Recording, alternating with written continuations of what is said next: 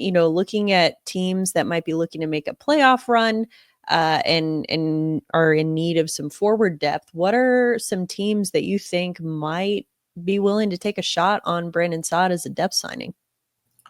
Well, first, it's really interesting that he agreed to mutually terminate because he was making $4.5 million.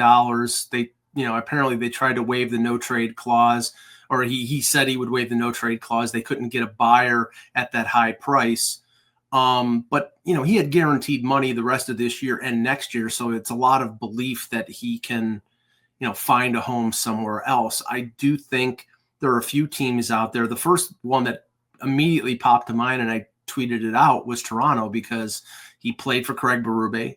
They have a hole on the left side. Right now, Matthew Nyes is the top left winger, but it's been Pacioretty or Bobby McMahon or whoever, and it would fit if he, I don't know whether he's capable of playing a top six role anymore, but he scored 26 goals last year. So I can't believe that, all of his offensive talent and speed and everything just evaporated in half a season. So, but the interesting one that someone brought up today, and it really makes a lot of sense because he's been there before, is Columbus. They have a ton of cap space.